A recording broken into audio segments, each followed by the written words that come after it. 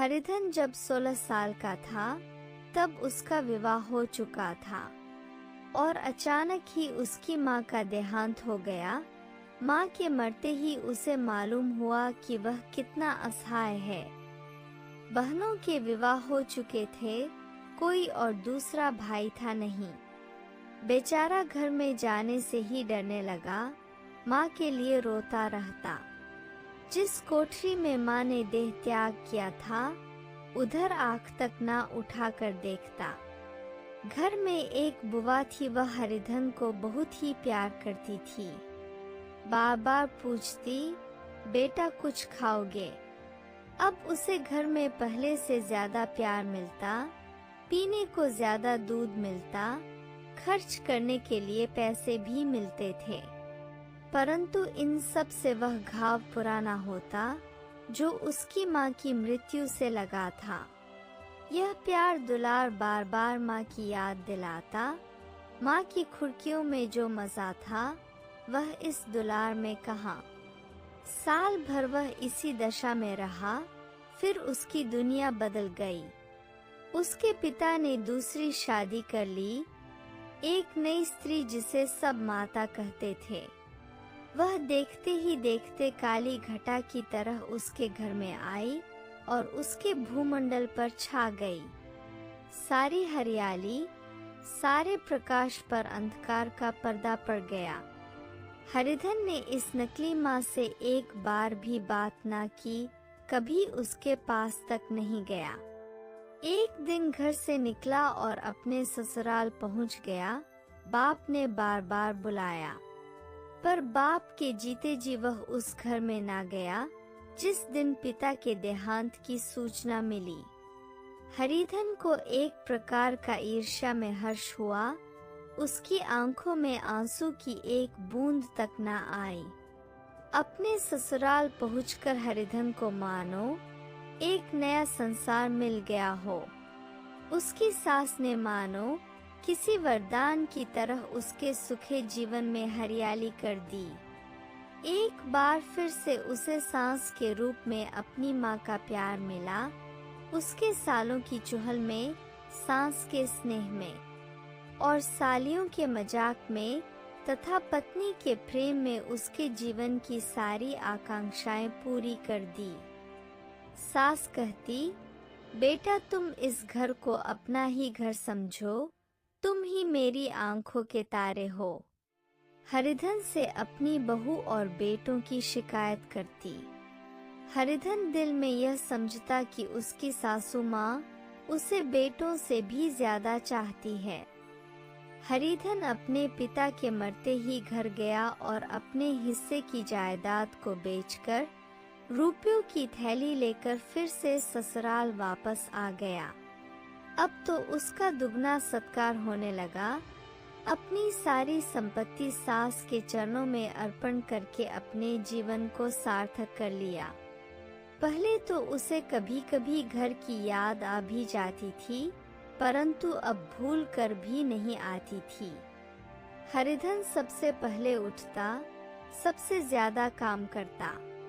उसकी मेहनत देखकर गांव के लोग दांतों तले उंगली दबाते थे और उसके ससुर के भाग्य की तारीफ करते थे कि ऐसा होनहार दामाद कहाँ मिलता है। लेकिन जो जो दिन गुजरते गए उसका मान सम्मान घटता गया। पहले वह देवता था, फिर घर का आदमी बना और अंत में घर का दास हो गया।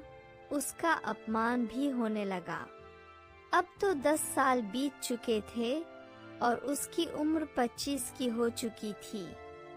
हरिधन जेठ की दोपहरी में उख में पानी देकर आया और बाहर बैठा रहा। घर में से धुआं उठता नजर आ रहा था, छन छन की आवाज भी आ रही थी। उसके दोनों साले उसके बाद आए और घर में चले गए, पर हरिधन अंदर ना जा सका।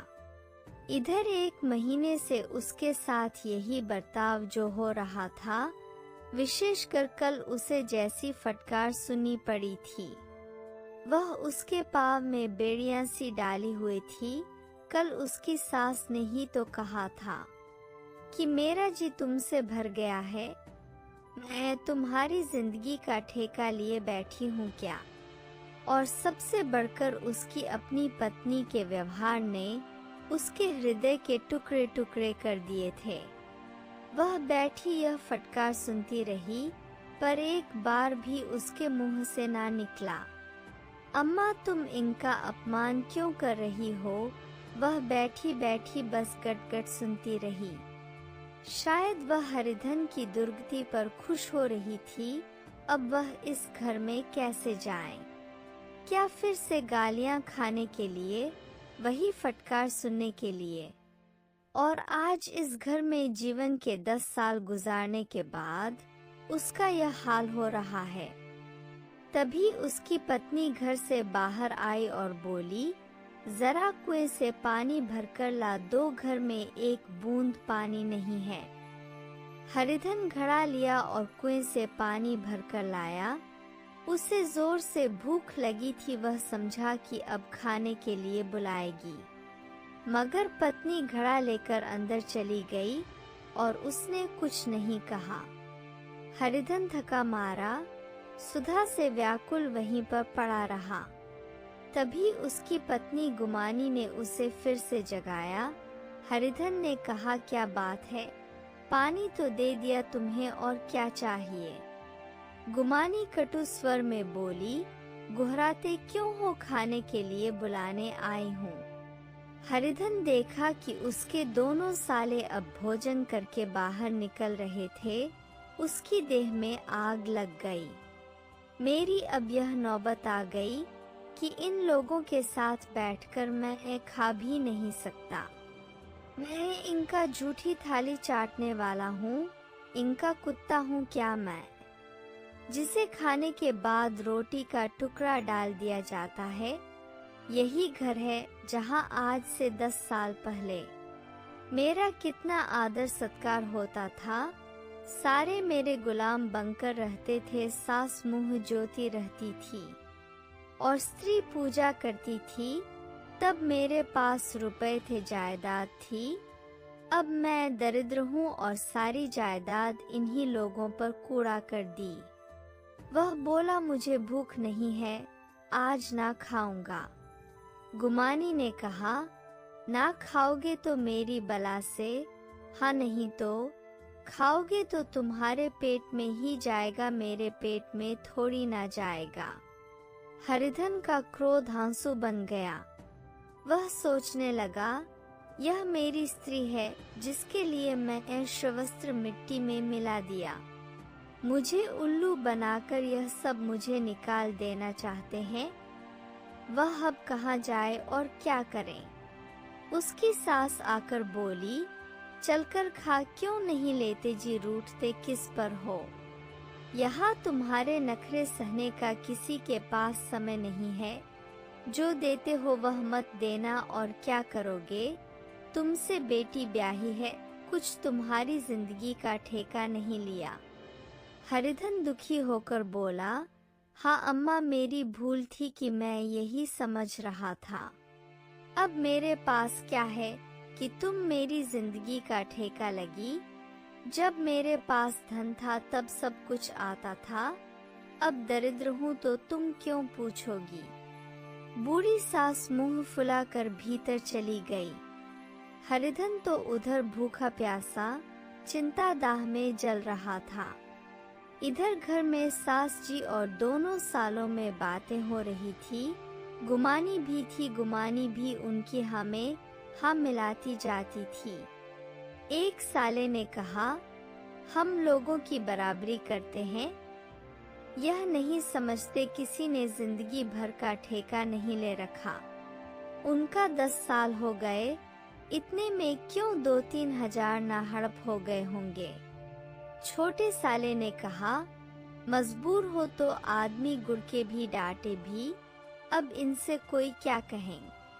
ना जाने इनसे कब पीछा छूटेगा। गुमानी भी अपने घर वालों की बातें सुनकर अपने पति से द्वेष करने लगी थी। सोचती कि अगर उसका पति भी घर में 4 पैसे लाता तो घर में उसका भी कितना मान सम्मान होता। वह रानी बनकर रहती। हरिधन भी बाहर पड़ा पड़ा अंदर से सुलग रहा था। दोनों साले बाहर आए और बड़े साले साहब बोले, भैया उठो, तीसरा पहर ढल गया है, कब तक सोते रहोगे, सारा खेत पड़ा है।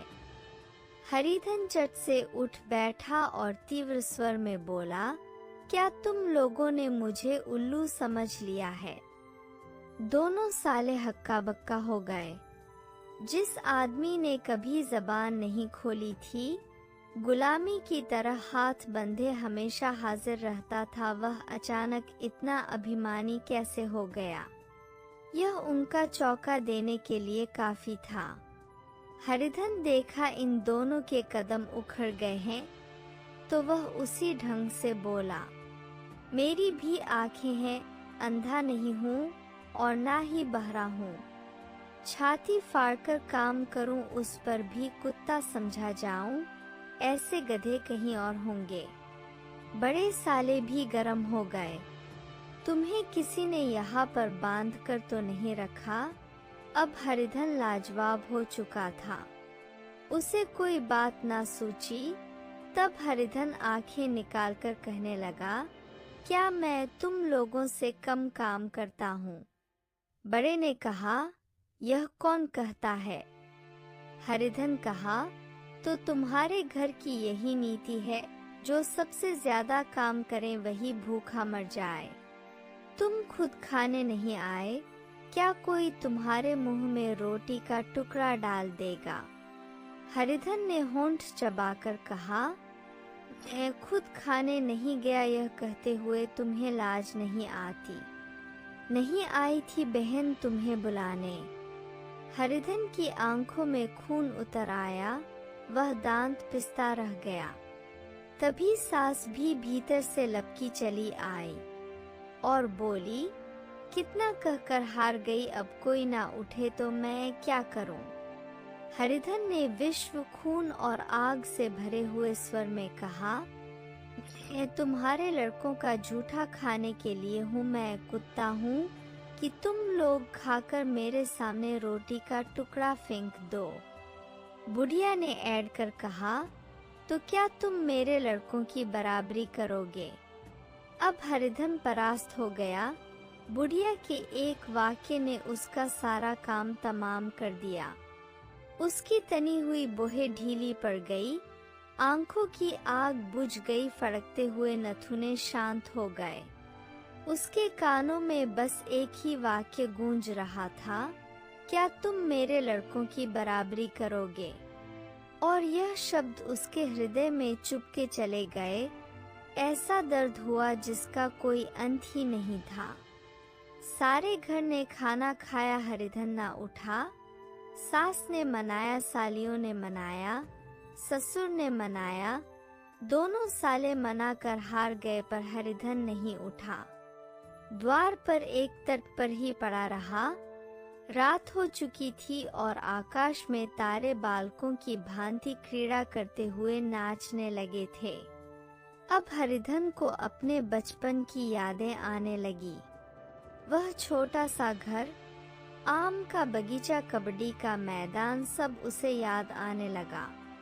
उसकी आंखों के सामने उसकी माँ उसे नजर आने लगी। उसे ऐसा लगा मानो उसकी माँ उसके सिर पर हाथ फेर रही हो। वह फूट फूट कर रोने लगा। तभी उसने देखा कि उसकी पत्नी गुमानी उसके सामने खड़ी थी। कब तक कोई तुम्हारे लिए बैठा रहे? हरिधन उठ बैठा। भला तुम्हें मेरी कोई सूध है? मैंने कह दिया था ना कि मुझे भूख नहीं है। तो कितने दिनों तक ना खाओगे? अब इस घर का पानी भी ना पीऊंगा। तुझे मेरे साथ चलना है या नहीं? दृढ़ संकल्प से भरे हुए शब्दों को सुनकर गुमानी से हिम उठी। बोली, कहाँ जा रहे हो? तू मेरे साथ चलेगी या नहीं? जब तक बता ना दोगे मैं नहीं जाऊंगी। तो मालूम हो गया तू नहीं जाना चाहती। हरिधन वहां से चला गया। इस मिल की मंजिल हरिधन ने 5 घंटे में तय की। जब वह अपने गांव अमराइयों के सामने पहुंचा तो उसकी मात्र भावना उषा की सुनहरी गोद में खेल रही थी। उन वृक्षों को देखकर उसका हृदय नाचने लगा। मंदिर का सुनहरा कलश देखकर वह उस तरफ दौड़ा, मानो एक छलांग लगाकर उसके ऊपर जा पहुंचेगा। वह बहुत वेग से दौड़ रहा था, मानो उसकी माता गोद फैलाए उसे बुला रही थी। जब वह आमों के बाग में पहुंचा, जहां डालियों में बैठकर वह हाथी की सवारी का आनंद लेता था, देखते ही देखते वह एक आम के पेड़ पर चढ़ गया। तभी बाघों के रखवाले ने उसे पुकारा, कौन ऊपर चढ़ा है रे? उत्तर अभी नहीं दिया तो ऐसा पत्थर खींचकर मारूंगा कि ठंडे हो जाओगे। उसने कई गालियां भी दी। इन फटकार और इन गालियों में हरिधन को एक अलौकिक आनंद मिल रहा था। वह ठाटा मारकर हंसने लगा। ऐसी उल्लास से भरी हुई हंसी उसने बहुत दिनों से हंसी नहीं थी। रखवाले को यह हंसी कुछ परिचित सी मालूम हुई, मगर हरिधन यहाँ कहाँ, वह तो ससुराल की रोटियां तोड़ रहा है। कैसा हथौड़ा था, कितना चिलबिला, ना जाने बेचारे का क्या हाल हुआ होगा। पेड़ की डाल से तालाब में कूद पड़ता था। अब गांव में ऐसा कौन है? रखवाला डांट कर बोला, वहां से बैठे बैठे हंसोगे तो आकर सारी हंसी निकाल दूंगा, नहीं तो सीधे नीचे उतर आओ। वह गालियां देते जा रहा था। तभी आम की एक गुठली आकर उसके सिर पर लगी। वह सिर सहलाता हुआ बोला, यह कौन शैतान है? नहीं मानता ठोर तो मैं आकर अभी तेरी खबर लेता हूँ। उसने नीचे रखी एक लकड़ी उठाई और बंदरों की तरह चटपट ऊपर चढ़ गया। देखा तो हरिधन बैठा मुस्कुरा रहा था। वह चकित होकर बोला, अरे हरिधन, तुम यहाँ पर कब आए और इस पेड़ पर क्यों बैठे हो? दोनों बचपन के शखा वहीं पर गले मिल लिए और फिर नीचे उतर आए। यहाँ कब आए? चलो घर चलो भले आदमी, क्या वहाँ आम भी महेश्वर ना होते थे? हरिधन मुस्कुराकर कहा, मंगरू, इन आमों में जो स्वाद है वह कहीं और के आमों में नहीं है। गाँव का क्या रंग ठंग है, सब बेचैन है। भैया, तुमने तो नाता तोड़ ही लिया था। इस तरह से कोई अपना गाँव छोड़कर जाता है? जब से तुम्हारे दादा मरे सारी गृहस्थी चौपट हो गई है। 2 छोटे छोटे लड़के हैं, उनके लिए क्या होता है? अब उस गृहस्थी से मेरा क्या वास्ता है भाई? है तो अपना ले दे चुका, मजूरी तो मिलेगी ना। तुम्हारी गया ही चरा लिया करूँगा, मुझे खाने को दे दोगे? मगरू ने अविश्वास के भाव से कहा, अरे भैया, कैसी बातें करते हो, तुम्हारे लिए जान हाजिर है। क्या अब ससुराल में नहीं रहोगे? कोई चिंता नहीं, पहले तो तुम्हारा घर ही है, उसे संभालो। छोटे छोटे बच्चे हैं, उनको पालो। तुम नई अम्मा से नहा के डरते थे, वह बड़ी ही सीधी है बेचारी। बस अपनी माँ समझो उसे, तुम्हें पाकर वह निहाल हो जाएगी। अच्छा घरवाली को भी लाओगे, उसका मुंह अब ना देखूंगा। मेरे लिए तो वह मर गई, तो दूसरी सगाई हो जाएगी। अब की ऐसी मेहरारू लाओगे जो पैर धोकर पिएगी, लेकिन कहीं पहले वाली भी आ गई तो ना वह ना आएगी। हरिधन अपने घर पहुंचा तो दोनों भाई चिल्ला उठे, भैया आ गई, भैया आ गई। वह भीतर दौड़ गए और अपनी माँ को खबर दी। उस घर में कदम रखते ही हरिधन को मानो शांति का एहसास हुआ। उसे ऐसा लगा मानो वह अपनी माँ की गोद में बैठा हो। इतने दिनों ठोकरे खाने के बाद उसका हृदय कोमल हो गया था। जहाँ पहले अभियान था, आग्रह था, हेकड़ी थी वहाँ, अब निराशा थी, पर अजय और याचना थी। हरिधन ने मात्र विह्वल आंखों से अपनी माता के रूप में अपनी माता के दर्शन किए। घर के एक कोने कोने में मात्र स्मृतियों की छटा चांदनी की भांति छिटकी हुई थी।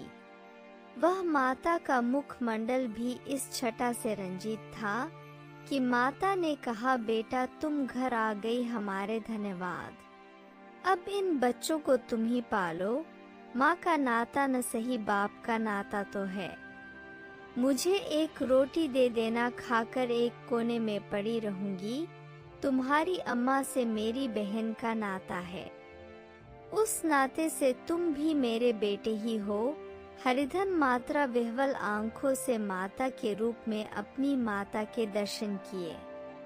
घर के एक कोने कोने में मात्र स्मृतियों की छटा चांदनी की भांति छिटकी हुई थी।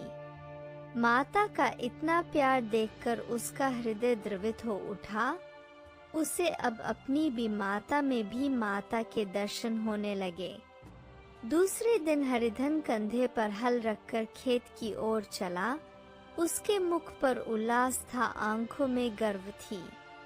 अब वह किसी पर आश्रित नहीं था, आश्रयदाता था। किसी के द्वार का भिक्षुक नहीं, बल्कि घर का रक्षक था। एक दिन उसने सुना कि गुमानी ने दूसरा घर कर लिया है। माँ से बोला, तुमने सुना काकी गुमानी ने घर कर लिया? काकी ने कहा, घर कर लेगी, ठठा है। बिरादरी में ऐसा अंधेर, पंचायत नहीं अदालत तो है। हरिधन ने कहा, नहीं नहीं काकी, बहुत अच्छा हुआ, महावीर जी को लड्डू चढ़ाऊंगा। मैं तो डर रहा था कि कहीं फिर से मेरे गले ना आ पड़े। भगवान ने मेरी सुन ली। मैं वहां से यही ठान कर चला था कि अब उसका मुंह ना देखूंगा। अब हरिधन अपने इसी पुराने घर में रहने लगा, जहाँ पर उसने अपना सारा जीवन बिताया था। वह अब उन दोनों छोटे बच्चों का पालन पोषण करता। अब उसका मन बिल्कुल शांत था।